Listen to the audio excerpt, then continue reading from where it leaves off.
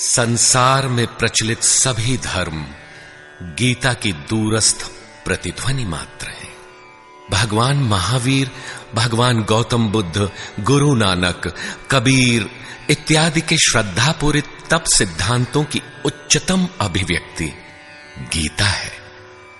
गीता के वे ही कैसेट सुमन आप सबके समक्ष आत्मदर्शनार्थ प्रस्तुत हैं।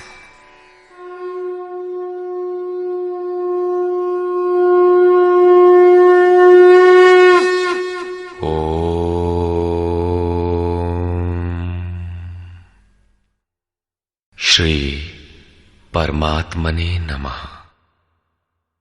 यथार्थ गीता, श्रीमद् भगवत गीता, अथ सप्तमोऽध्यायः। गत अध्यायों में गीता के मुख्य प्रायः सभी प्रश्न पूर्ण हो गए हैं। निष्काम कर्म योग, ज्ञान योग, कर्म और यज्ञ का स्वरूप और उसकी विधि, योग का वास्तविक स्वरूप और उसका परिणाम तथा अवतार, वर्ण संकर, सनातन आत्मस्थित महापुरुष के लिए भी लोकहितार्थ कर्म करने पर बल, युद्ध इत्यादि पर विशद चर्चा की गई। अगले अध्यायों में योगेश्वर श्री कृष्ण ने इन्हीं से संदर्भित अनेक पूरक प्रश्नों को लिया है, जिनका समाधान तथा अनुष्ठान आराधना में सहायक सिद्ध होगा। छठे अध्याय के अंतिम श्लोक में योगेश्वर ने यह कहकर प्रश्न का स्वयं बीजारोपण कर दिया कि जो योगी मद्गतेनांतरात्मना, मुझ में अच्छी प्रकार स्थित अंतःकरण वाला है, उसे मैं अतिशय श्रेष्ठ योगी मानता हूं। परमात्मा में अच्छी प्रकार स्थिति क्या है? बहुत से योगी परमात्मा को प्राप्त तो होते हैं, फिर भी कहीं कोई कमी उन्हें खटकती है। लेश मात्र भी कसर न रह जाए, ऐसी अवस्था कब आएगी? संपूर्णता से परमात्मा की जानकारी कब आएगी, कब होती है? इस पर योगेश्वर श्री कृष्ण कहते हैं, श्री भगवान उवाच, मय्यासक्तमनाः पार्थ योगं युञ्जन्मदाश्रयः असंशयं समग्रं मां यथा ज्ञास्यसि तच्छृणु।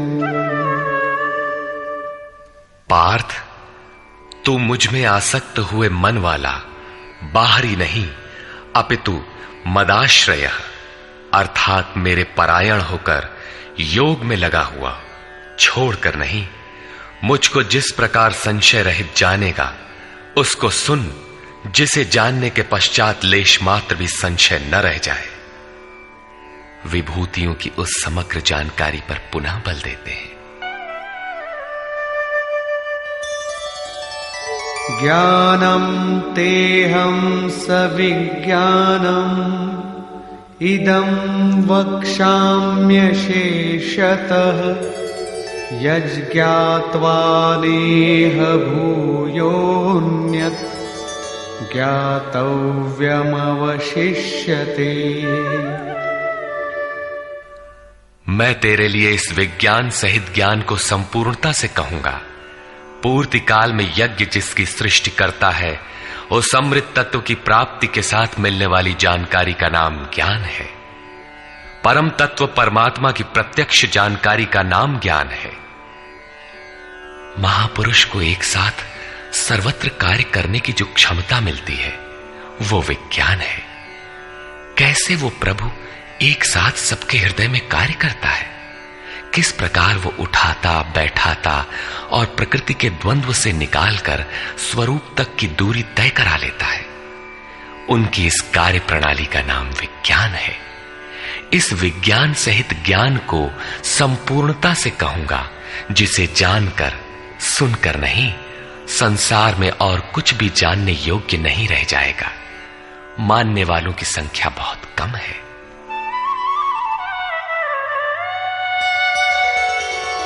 मनुष्याणां सहस्रेषु कश्चिद्यतति सिद्धये यततामपि सिद्धानां कश्चिन्मां वेत्ति तत्वतः। हजारों मनुष्यों में कोई ही मनुष्य मेरी प्राप्ति के लिए यत्न करता है, और उन यत्न करने वाले योगियों में भी कोई विरला ही पुरुष मुझे तत्व अर्थात साक्षात्कार के साथ जानता है। अब समग्र तत्व है कहां? एक स्थान पर पिंड रूप में है अथवा सर्वत्र व्याप्त है? इस पर योगेश्वर श्री कृष्ण कहते हैं, भूमिरापो नलो वायुः खं मनो बुद्धिरेव च अहंकार इतीयं मे भिन्ना प्रकृतिरष्टधा। अर्जुन, भूमि, जल, अग्नि, वायु और आकाश तथा मन, बुद्धि और अहंकार, ऐसे ये 8 प्रकार के भेदों वाली मेरी प्रकृति है। ये अष्टधा मूल प्रकृति है। अपरेयमितस्त्वन्यां प्रकृतिं विद्धि मे परां जीवभूतां महाबाहो ययेदं धार्यते जगत्। इयम अर्थात ये 8 प्रकारों वाली तो मेरी अपरा प्रकृति है, अर्थात जड़ प्रकृति है। महाबाहु अर्जुन, इससे दूसरी को जीव रूप परा अर्थात चेतना प्रकृति जान, जिससे संपूर्ण जगत धारण किया हुआ है, वो है जीवात्मा। जीवात्मा भी प्रकृति के संबंध में रहने के कारण वो भी प्रकृति ही है। एतद्योनीनि भूतानि सर्वाणीत्युपधारय अहं कृत्स्नस्य जगतः प्रभवः प्रलयस्तथा। अर्जुन, ऐसा समझ के संपूर्ण भूत एतद्योनीनि, इन महाप्रकृतियों से परा और अपरा प्रकृतियों से ही उत्पन्न होने वाले हैं। यही दोनों एकमात्र योनि है। मैं संपूर्ण जगत की उत्पत्ति तथा प्रलय रूप हूं, अर्थात मूल कारण हूं। जगत की उत्पत्ति मुझसे है और प्रलय अर्थात विलय भी मुझ में है। जब तक प्रकृति विद्यमान है तब तक मैं ही उसकी उत्पत्ति हूं, और जब कोई महापुरुष प्रकृति का पार पा लेता है तब मैं ही महाप्रलय भी हूं, जो अनुभव में आता है। सृष्टि की उत्पत्ति और प्रलय के प्रश्न को मानव समाज ने कौतूहल से देखा है। विश्व के अनेक शास्त्रों में इसे किसी न किसी तरह समझने का प्रयास चला आ रहा है। कोई कहता है प्रलय में संसार डूब जाता है, तो किसी के अनुसार सूर्य इतना नीचे आ जाता है कि पृथ्वी जल जाती है। कोई इसी को कयामत कहता है कि इसी दिन सबका फैसला सुनाया जाता है, तो कोई नित्य प्रलय नैमित्तिक प्रलय की गणना में व्यस्त है। किंतु योगेश्वर श्री कृष्ण के अनुसार प्रकृति अनादि है, परिवर्तन होते रहे हैं, किंतु ये नष्ट कभी नहीं हुई। भारतीय धर्म ग्रंथों के अनुसार मनु ने प्रलय देखा था। इसके साथ 11 ऋषियों ने मत्स्य की सींग में नाव बांधकर हिमालय के एक उत्तुंग शिखर की शरण ली थी। लीलाकार श्री कृष्ण के उपदेशों एवं जीवन से संबंधित उनके समकालीन शास्त्र भागवत में मृकंडु मुनि के पुत्र मार्कंडेय जी द्वारा प्रलय का आंखों देखा हाल प्रस्तुत है।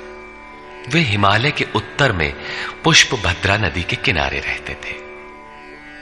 भागवत के 12 स्कंद के 8वें और 9वें अध्याय के अनुसार शौनक आदि ऋषियों ने सूत जी से पूछा कि मार्कंडेय जी ने महाप्रलय में वट के पत्ते पर भगवान बाल मुकुंद के दर्शन किए थे, किंतु वे तो हमारे ही वंश के थे और हमसे कुछ ही समय पूर्व हुए थे। उनके जन्म के बाद न तो कोई प्रलय हुआ और न ही सृष्टि ही डूबी, सब कुछ यथावत है। तब उन्होंने कैसा प्रलय देखा? सूत जी ने बताया कि मार्कंडेय जी की प्रार्थना से प्रसन्न होकर नर नारायण ने उन्हें दर्शन दिया। मार्कंडेय जी ने कहा कि मैं आपकी वो माया देखना चाहता हूं जिससे प्रेरित होकर ये आत्मा अनंत योनियों में भ्रमण करता है।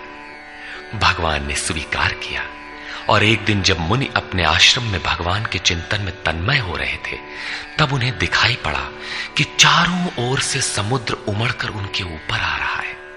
उसमें मगर छलांगे लगा रहे थे। उनकी चपेट में ऋषि मार्कंडेय भी आ रहे थे। वे इधर उधर बचने के लिए भाग रहे थे। आकाश, सूर्य, पृथ्वी, चंद्रमा, स्वर्ग, ज्योतिष मंडल सभी उस समुद्र में डूब गए। इतने में मार्कंडेय जी को एक बरगद का पेड़ और उसके पत्ते पर एक शिशु दिखाई दिया।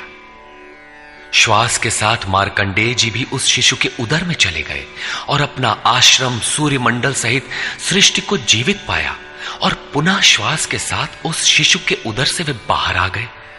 नेत्र खुलने पर मार्कंडेय ने अपने को उसी आश्रम में अपने ही आसन पर पाया। स्पष्ट है कि करोड़ों वर्ष के भजन के पश्चात उन मुनि ने ईश्वरीय दृश्य को अपने हृदय में देखा, अनुभव में देखा। बाहर सब कुछ ज्यों का त्यों था। अतः प्रलय योगी के हृदय में ईश्वर से मिलने वाली अनुभूति है। भजन की पूर्ति काल में योगी के हृदय में संसार का प्रवाह मिटकर अव्यक्त परमात्मा ही शेष बचता है। यही प्रलय है। बाहर प्रलय नहीं होता। महाप्रलय शरीर रहते ही अद्वैत की अनिर्वचनीय स्थिति है। यह क्रियात्मक है। केवल बुद्धि से निर्णय लेने वाले भ्रम का ही सृजन करते हैं, चाहे हम हों या आप। इसी पर आगे देखें।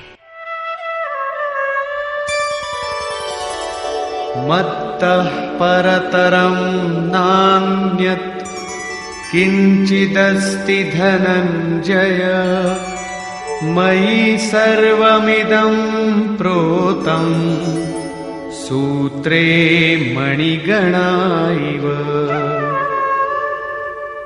धनंजय, मेरे सिवाय किंचन मात्र भी दूसरी वस्तु नहीं है। ये संपूर्ण जगत सूत्र में मणियों के सदृश मेरे में गुथा हुआ है तो, परंतु जानेंगे कब?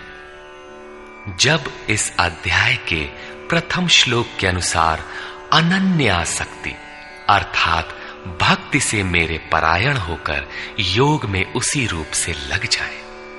इसके बिना नहीं, योग में लगना आवश्यक है। रसोऽहमप्सु कौन्तेय प्रभास्मि शशि सूर्ययोः प्रणवः सर्ववेदेषु शब्दः के पौरुषं नृषु। कौन्तेय, जल में मैं रस हूं, चंद्रमा और सूर्य में प्रकाश हूं, संपूर्ण वेदों में मैं ओंकार हूं। ओ धन अहम धनकार, स्वयं का आकार हूं। आकाश में शब्द और पुरुषों में पुरुष तत्व हूं, तथा मैं पुण्यो गंधः पृथिव्यां च तेजश्चास्मि विभावसौ जीवनं सर्वभूतेषु तपश्चास्मि तपस्विषु। पृथ्वी में पवित्र गंध और अग्नि में तेज हूं, संपूर्ण जीवों में उनका जीवन हूं और तपस्वियों में उनका तप हूं। बीजं मां सर्वभूतानां विद्धि पार्थ सनातनम् बुद्धिर्बुद्धिमतामस्मि तेजस्तेजस्विनामहम्। पार्थ, तू संपूर्ण भूतों का सनातन कारण अर्थात बीज मुझे ही जान। मैं बुद्धिमानों की बुद्धि और तेजस्वियों का तेज हूं। इसी क्रम में योगेश्वर श्री कृष्ण कहते हैं, बलं बलवतां चाहं कामरागविवर्जितं धर्माविरुद्धो भूतेषु कामोऽस्मि भरतर्षभ।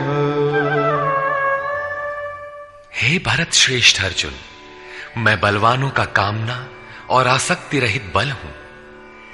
संसार में सब बलवान ही तो बनते हैं। कोई दंड बैठक लगाता है, कोई परमाणु इकट्ठा करता है, किंतु नहीं, श्री कृष्ण कहते हैं कि काम और राग से परे जो बल है वो मैं हूं, वही वास्तविक बल है। सब भूतों में धर्म के अनुकूल कामना मैं हूं।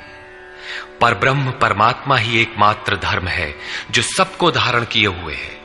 जो शाश्वत आत्मा है वही धर्म है। जो उससे अविरोध रखने वाली कामना है मैं हूं। आगे भी श्री कृष्ण ने कहा कि अर्जुन, मेरी प्राप्ति के लिए इच्छा कर। सब कामनाएं तो वर्जित है, किंतु उस परमात्मा को पाने की कामना आवश्यक है, अन्यथा आप साधन कर्म में प्रवृत्त नहीं होंगे। ऐसी कामना भी मेरी ही देन है।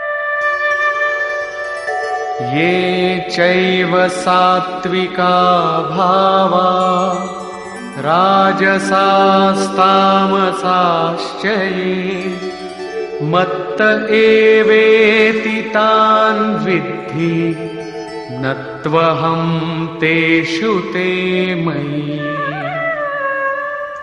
और भी जो सत्वगुण से उत्पन्न होने वाले भाव हैं, जो रजोगुण और तमोगुण से उत्पन्न होने वाले भाव हैं, उन सबको तुम मुझसे ही उत्पन्न होने वाले हैं ऐसा जान। परंतु वास्तव में उनमें मैं और वे मेरे में नहीं है, क्योंकि न मैं उनमें खोया हूं और न वे ही मुझ में प्रवेश कर पाते हैं। क्योंकि मुझे कर्म से स्पृहा नहीं है, मैं निर्लेप हूं, मुझे इनमें कुछ पाना नहीं है, इसलिए मुझ में प्रवेश नहीं कर पाते। ऐसा होने पर भी जिस प्रकार आत्मा की उपस्थिति से ही शरीर को भूख प्यास लगती है, आत्मा को अन्न अथवा जल से कोई प्रयोजन नहीं है, उसी प्रकार प्रकृति परमात्मा की उपस्थिति में ही अपना कार्य कर पाती है। परमात्मा उसके गुण और कार्यों से निर्लेप रहता है। त्रिभिर्गुणमयैर्भावैः एभिः सर्वमिदं जगत् मोहितं नाभिजानाति मामेभ्यः परमव्ययम्। सात्विक, राजस और तामस, इन तीन गुणों के कार्य रूप भावों से यह सारा जगत मोहित हो रहा है। इसलिए लोग इन तीनों गुणों से परे मुझ अविनाशी को तत्व से भली प्रकार नहीं जानते। मैं इन तीनों गुणों से परे हूं, अर्थात जब तक अंश मात्र भी गुणों का आवरण विद्यमान है तब तक कोई मुझे नहीं जानता। उसे अभी चलना है, वो राही है। और दैवी ह्येषा गुणमयी मम माया दुरत्यया मामेव ये प्रपद्यन्ते मायामेतान्तरन्ति ते। ये त्रिगुणातीत मेरी अद्भुत माया दुस्तर है, किंतु जो पुरुष मुझे ही निरंतर भजते हैं वे इस माया का पार पा जाते हैं। ये माया है तो दैवी, परंतु अगरबत्ती जलाकर इसकी पूजा न करने लगे, इससे पार पाना है।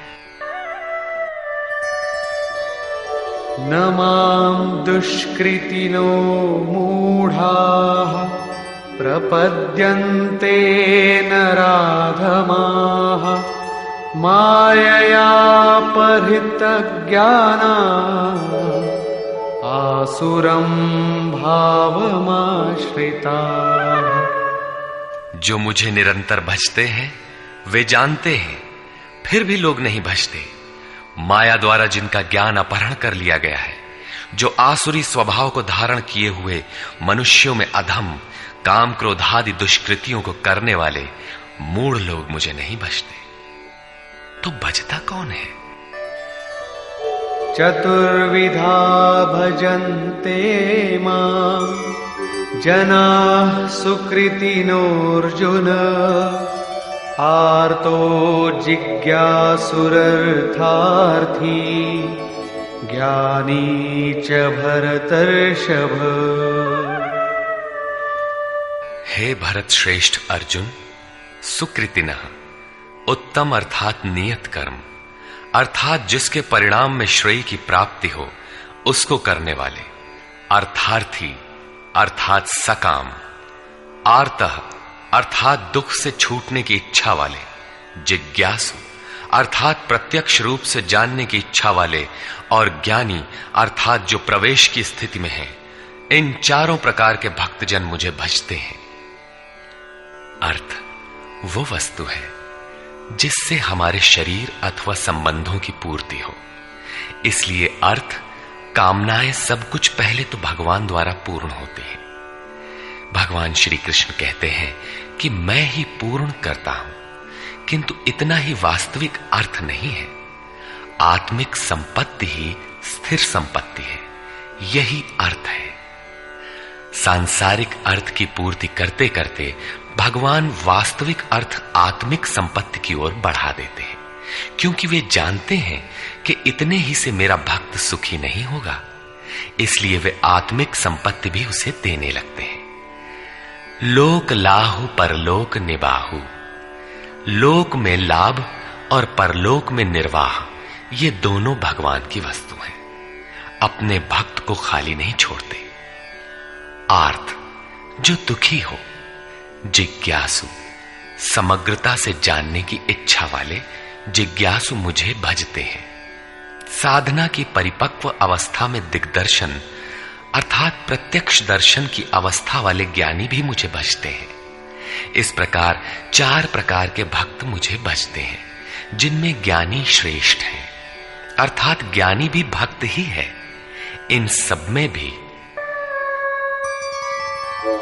तेषां ज्ञानी नित्ययुक्त एक भक्तिर्विशिष्यते प्रियो हि ज्ञानिनोत्यर्थम् अहं स च मम प्रियः। अर्जुन, उनमें भी नित्य मुझमें एक ही भाव से स्थित अनन्य भक्ति वाला ज्ञानी विशिष्ट है, क्योंकि साक्षात्कार के सहित जानने वाले ज्ञानी को मैं अत्यंत प्रिय हूं और वो ज्ञानी भी मुझे अत्यंत प्रिय है। वो ज्ञानी मेरा ही स्वरूप है। उदाराः सर्व एवैते ज्ञानी त्वात्मैव मे मतम् आस्थितः स हि युक्तात्मा मामेवानुत्तमां गतिम्। यद्यपि ये चारों प्रकार के भक्त उदार ही हैं, कौन सी उदारता कर दी? क्या आपकी भक्ति करने से भगवान को कुछ मिल जाता है? क्या भगवान में कोई कमी है जिसे आपने पूरा कर दिया? नहीं, वस्तुतः वही उदार है जो अपने आत्मा को अधोगति में न पहुंचाए, जो उसके उद्धार के लिए अग्रसर है। इस प्रकार ये सब उदार है। परंतु ज्ञानी तो साक्षात मेरा स्वरूप ही है, ऐसी मेरी मान्यता है, क्योंकि वो स्थिर बुद्धि ज्ञानी भक्त सर्वोत्तम गति स्वरूप मुझ में ही स्थित है। अर्थात वो मैं हूं, वो मुझ में है, मुझ में और उसमें कोई अंतर नहीं है। इसी पर पुनः बल देते हैं। बहूनां जन्मनामन्ते ज्ञानवान् मां प्रपद्यते वासुदेवः सर्वमिति स महात्मा सुदुर्लभः। अभ्यास करते करते बहुत जन्मों के अंत के जन्म में, प्राप्ति वाले जन्म में साक्षात्कार को प्राप्त हुआ ज्ञानी सब कुछ वासुदेव ही है। इस प्रकार मेरे को भजता है, वो महात्मा अति दुर्लभ है। वो किसी वासुदेव की प्रतिमा नहीं गढ़वाता, बल्कि अपने भीतर ही उस परम देव का वास पाता है। उसी ज्ञानी महात्मा को श्री कृष्ण तत्वदर्शी भी कहते हैं। इन्हीं महापुरुषों से बाहर समाज में कल्याण संभव है। इस प्रकार के प्रत्यक्ष तत्वदर्शी महापुरुष श्री कृष्ण के शब्दों में अति दुर्लभ है। जब श्रेय और प्रेय अर्थात मुक्ति और भोग दोनों ही भगवान से मिलते हैं, तब तो सभी को एकमात्र भगवान का भजन करना चाहिए। फिर भी लोग उन्हें नहीं भजते। क्यों? श्री कृष्ण के ही शब्दों में, कामैस्तैस्तैर्हितज्ञानाः प्रपद्यन्तेऽन्यदेवताः तन्तन्नियममास्थाय प्रकृत्या नियताः स्वया। वो तत्वदर्शी महात्मा अथवा परमात्मा ही सब कुछ है। लोग ऐसा समझ नहीं पाते, क्योंकि भोगों की कामनाओं द्वारा लोगों का विवेक अपहरण कर लिया गया है। इसलिए वे अपनी प्रकृति अर्थात जन्म जन्मांतरों से अर्जित संस्कारों के स्वभाव से प्रेरित होकर मुझ परमात्मा से भिन्न अन्य देवताओं और उनके लिए प्रचलित नियमों की शरण लेते हैं। यहां अन्य देवता का प्रसंग पहली बार आया है। यो यो याम याम तनुं भक्तः श्रद्धयार्चितुमिच्छति तस्य तस्याचलां श्रद्धां तामेव विदधाम्यहम्। जो सकामी भक्त जिस देवता के स्वरूप को श्रद्धा से पूजना चाहता है, मैं उसी ही देवता के प्रति उसकी श्रद्धा को स्थिर करता हूं। मैं स्थिर करता हूं, क्योंकि देवता नाम की कोई वस्तु होती तब तो वो देवता ही श्रद्धा को स्थिर करता। सतया श्रद्धया युक्तः तस्याराधनमीहते लभते च ततः कामान् मयैव विहितान् हितान्। वो पुरुष उस श्रद्धा से युक्त होकर उस देव विग्रह के पूजन में तत्पर होता है और उस देवता के माध्यम से मेरे ही द्वारा निर्मित उन इच्छित भोगों को निसंदेह प्राप्त होता है। भोग कौन देता है? मैं ही देता हूं। उसकी श्रद्धा का परिणाम है भोग, न कि किसी देवता की देन। किंतु वो फल तो पा ही लेता है, फिर इसमें बुराई क्या है? इस पर कहते हैं, अन्तवत्तु फलं तेषां तद्भवत्यल्पमेधसां देवान् देवयजो यान्ति मद्भक्ता यान्ति मामपि। परंतु उन अल्प बुद्धि वालों का वो फल नाशवान है। आज फल है तो भोगते भोगते नष्ट हो जाएगा, इसलिए नाशवान है। देवताओं को पूजने वाले देवताओं को प्राप्त होते हैं, अर्थात देवता भी नाशवान है। देवताओं से लेकर यावन मात्र जगत परिवर्तनशील और मरण धर्मा है। मेरा भक्त मुझे ही प्राप्त होता है, जो अव्यक्त है, नैष्ठिकीम परम शांति पाता है। देवता हृदय के अंतराल में परम देव परमात्मा के देवत्व को अर्जित कराने वाले सद्गुणों का नाम है।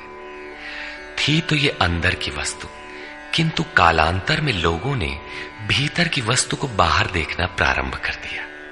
मूर्तियां गढ़ ली, कर्मकांड रच डाले और वास्तविकता से दूर खड़े हो गए।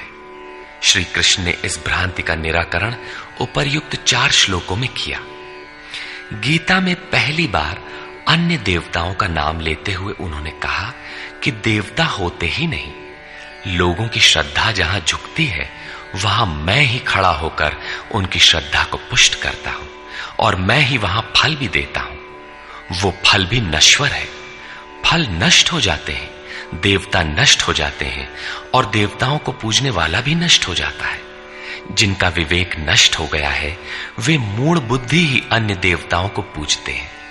श्री कृष्ण तो यहां तक कहते हैं कि अन्य देवताओं को पूजने का विधान ही अयुक्ति संगत है।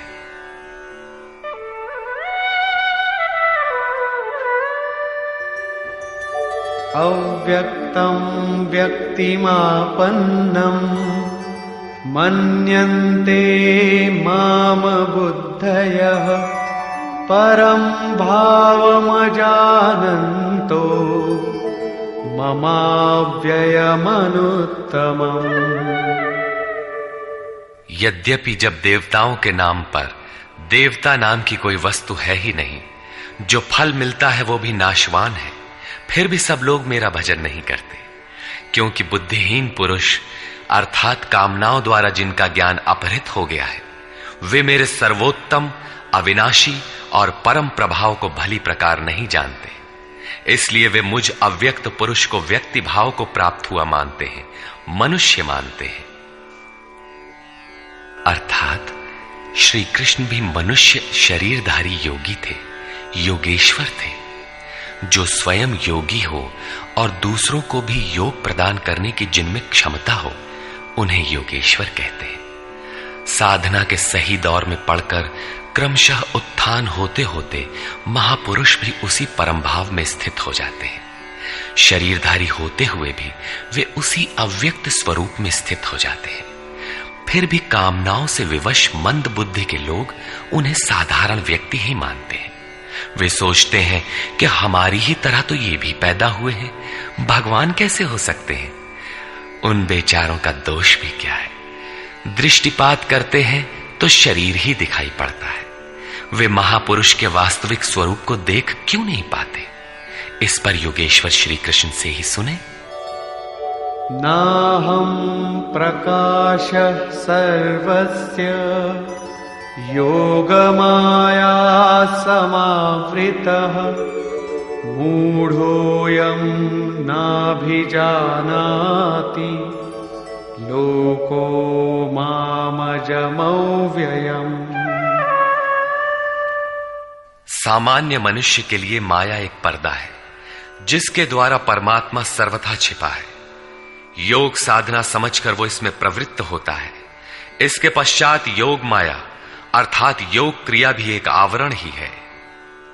योग का अनुष्ठान करते करते उसकी पराकाष्ठा योगारूढ़ता आ जाने पर वो छिपा हुआ परमात्मा विदित होता है।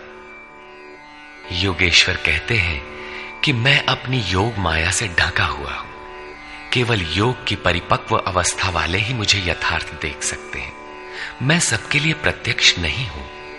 इसलिए ये अज्ञानी मनुष्य मुझ जन्म रहित अर्थात जिसे अब जन्म नहीं लेना है, अविनाशी अर्थात जिसका नाश नहीं होना है, अव्यक्त स्वरूप अर्थात जिसे पुनः व्यक्त नहीं होना है, को नहीं जानता।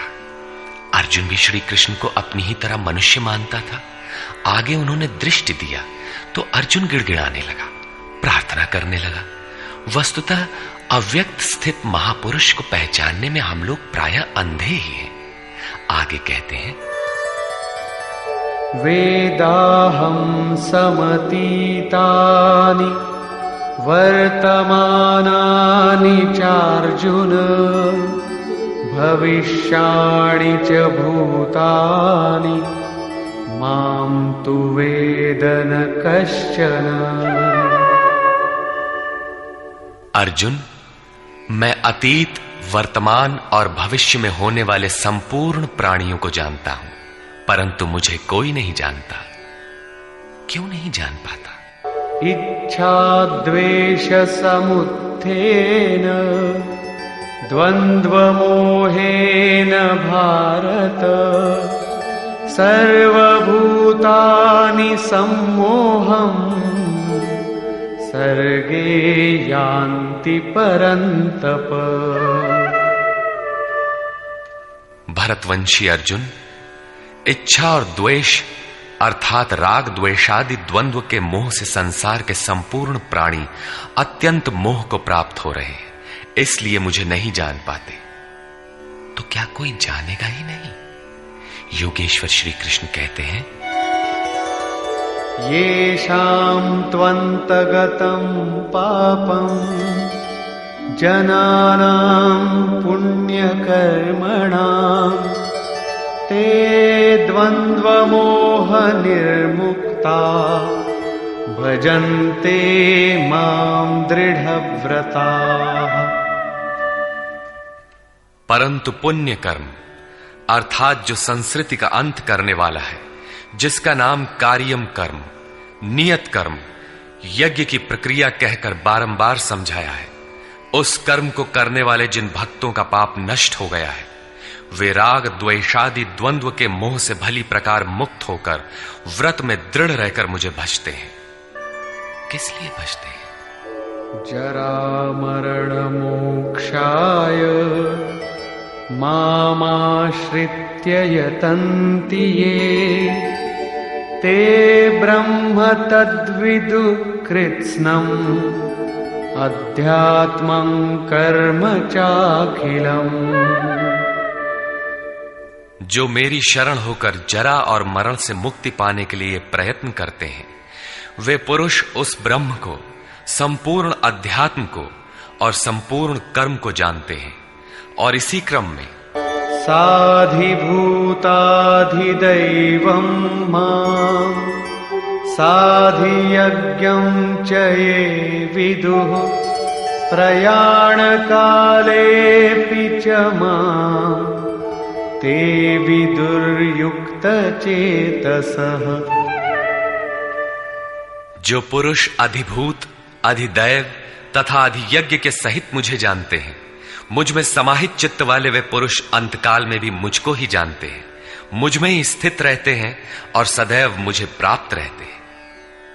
26वें 27वें श्लोक में उन्होंने कहा कि मुझे कोई नहीं जानता, क्योंकि वे मोहग्रस्त हैं, किंतु जो उस मोह से छूटने के लिए प्रयत्नशील हैं, वे संपूर्ण ब्रह्म, संपूर्ण अध्यात्म, संपूर्ण कर्म, संपूर्ण अधिभूत, संपूर्ण अधिदैव और संपूर्ण अधियज्ञ सहित मुझको जानते हैं।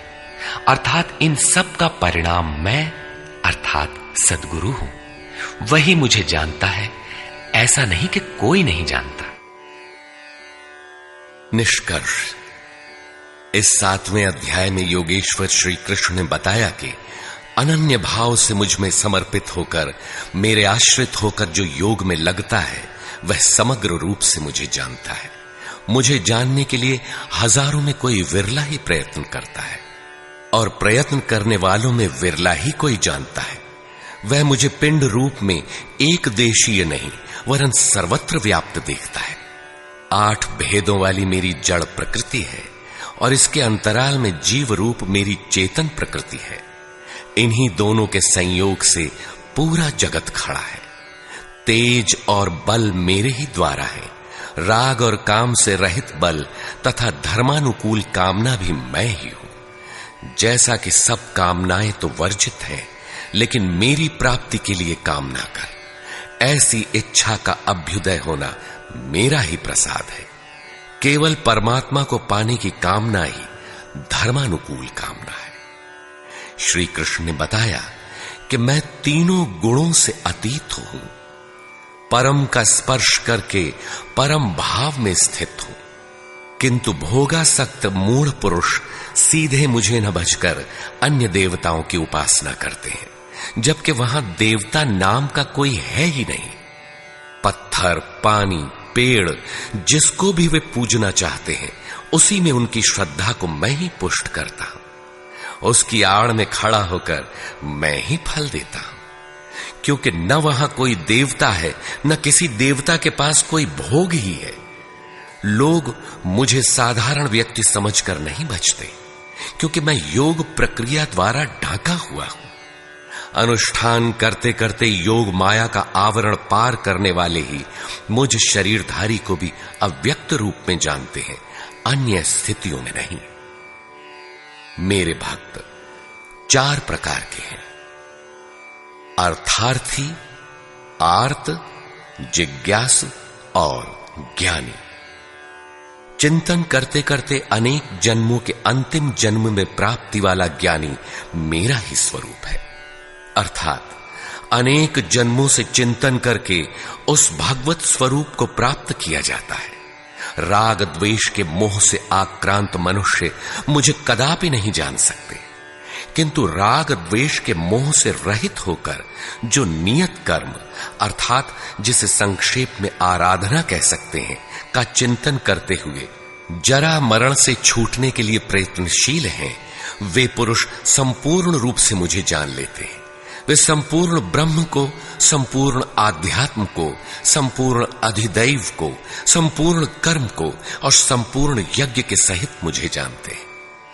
वे मुझ में प्रवेश करते हैं और अंतकाल में भी मुझको ही जानते हैं, अर्थात फिर कभी वे विस्मृत नहीं होते।